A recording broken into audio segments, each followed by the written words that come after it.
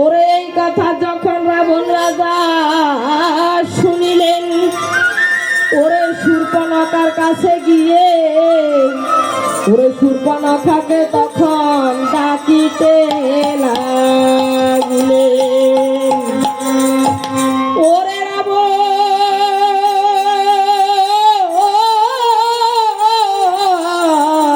বোন শূর্পণখা, ওরে নাম জগতের শুনবে রাবণ,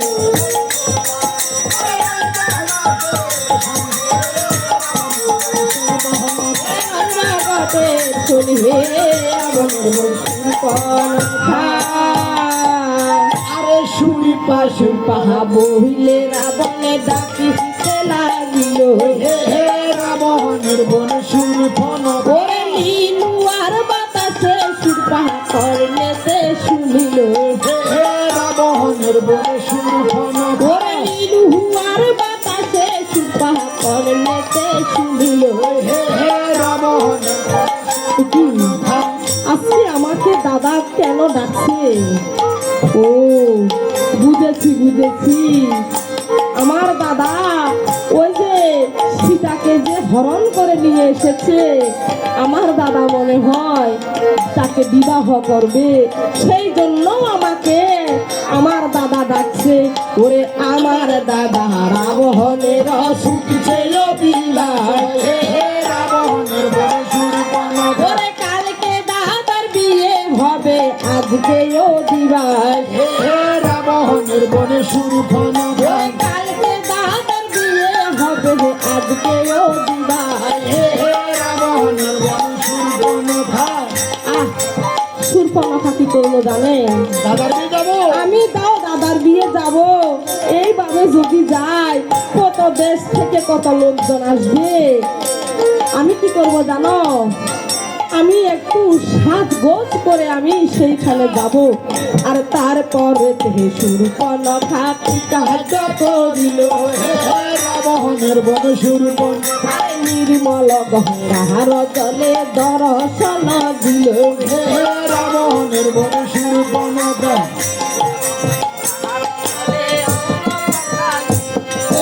রাবণের বোন শূর্পণ, পতাকা দিয়া গাত্র মোসাইল, রাবণের বোন শূর্পণ, নেত্রের পতাকা দিয়া গাত্র মোসাইল, রাবণের বোন শূর্পণ, আরে আরে সীতা কানে করলেন সুপা করলেন কাপা কাপা, ওরে মধ্যে মধ্যে বসাইলেন গন্ধ রাজার ছাপা, শূর্পণখার মনে কতই কিন্তু উল্লাস, সেখানে গেলে কিন্তু শূর্পণখা একটা নতুন বর পাবে। আর স্বামীকে তো কিন্তু মেরেছে, কিন্তু কে? রাবণ দাদা মেরেছে। আরে সে তো রূপ লাবণ্যে এখনো ভরা, আহা সেইখানে সে আরে রূপ লাবণ্যে ভরা হলে কি হবে? আরে যখন সুপা সাজে গুজে আয়না ধরে ছাই, আরে সে যে গুজে শূর্পণখা আয়না ধরে ছাই, ওরে নাসার হতে কাটা দেখে বলছে হাই রে হাই, আরে নাসার হতে কাটা দেখে বলছে হাই রে হাই, হাই হাই আমার এই নাকটা কেটে দিয়েছে। তুমি চিন্তা করো কেন? তুমি এই যে মাথাখানি এই যে করেছ, তুমি কাফা কাফা মধ্যে মধ্যে বসাইলে আবার গন্ধ রাজার ছাপা, তারপর তুমি কেন কিন্তু এত তুমি কিন্তু এই যে তুমি চিন্তা করিতেছ? আরে তোমাকে তো সুন্দর দেখা যাচ্ছে, এই তোমাকে তো সুন্দর দেখা যাচ্ছে, এই যে নাসিকা তোমার। আরে নাক তো এই যে মানুষের শোভা হচ্ছে নাসিকা, আর সব তো আমি দিয়েছি, ও আচ্ছা আচ্ছা আচ্ছা, সব দিয়েছি, আর আমার সাজার আরো বাকি আছে, তুমি তার দেখো আগে। ও আচ্ছা। আমি যদি এই নাকের মধ্যে যদি বেসর দিই কাটা নাকে, তাহলে আমাকে কেমন লাগবে জানেন? ওরে কাটা নাকে হে বেসরে দিলে থপর থপর করে, আরে কাটা নাকে হে বেসর দিলে থপর থপর করে।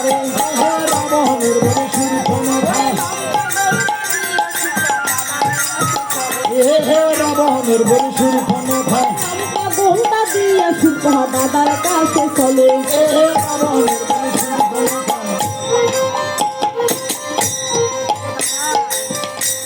তুমি আমাকে কেন দেখেছ? কে গো তুমি? এই এত সুন্দর ঘোমটা দিয়ে আমার কাছে এসেছো, তুমি কে? দাদা, তুমি আমাকে চিনতে পারছো না? আমি তোমার ছোট বোন সুরপনখা। আরে সুরপনখা, ওরা সুরপনখা পাপিনি, আরে দূরে জাদু।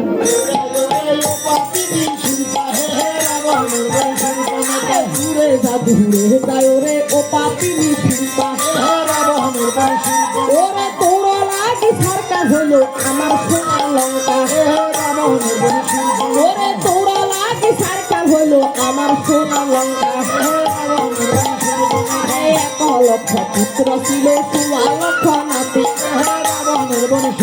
ওরে বংশের মধ্যে কেউ না রইল লঙ্কা দিতে বাতি। আর এদিকে শূর্পণখাকে যখন ক্রোধান্বিত হয়ে যখন রাবণ রাজা এই কথা বললেন, আর শূর্পণখা তখন বয়ে এক পাশে দাঁড়িয়ে রইলেন। আর রাবণ রাজা ভাবলেন, আমি যদি শূর্পণখাকে এখন তাড়িয়ে দিই, তাহলে আমার এই বানের কথা কেমন করে জানবেন? ওগো শূর্পণখা, ওগো শূর্পণখা, শুনো দিয়ে মন, আমার এই শক্তিশাল কোথায় আছে বলো তুমি এখন? ওগো দাদা, তোমাকে দেখাচ্ছে জ্বলন্ত অগ্নি, তোমার এই শূর্পণখা, তোমার এই শক্তিশাল বান আছে এই আসন ধরেছে চন্দনের ভন।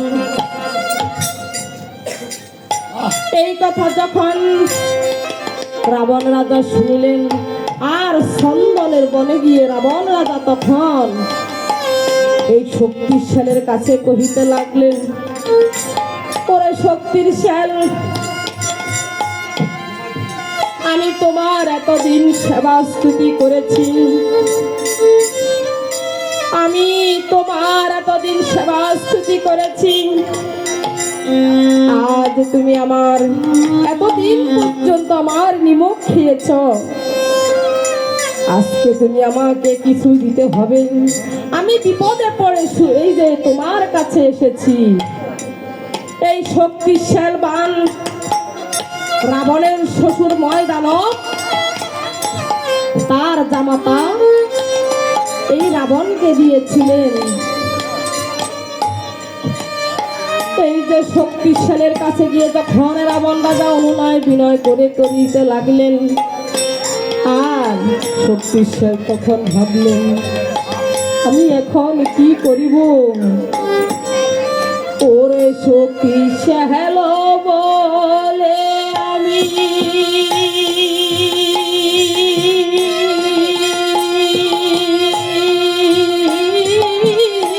করি কি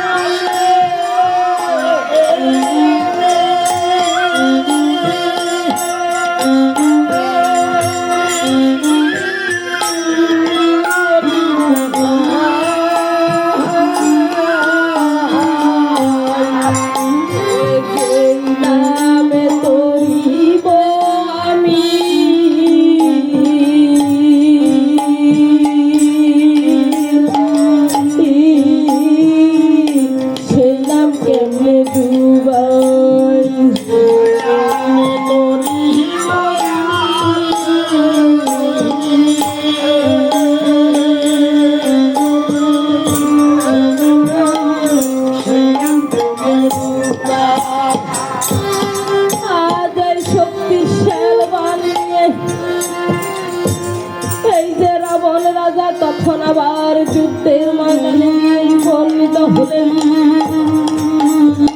আর এইদিকে যুদ্ধের ময়দানে গিয়ে যখন ধনুকে টঙ্কার দিলেন, আর এই শক্তির শ্যাল তখন, ওরে শক্তিশাল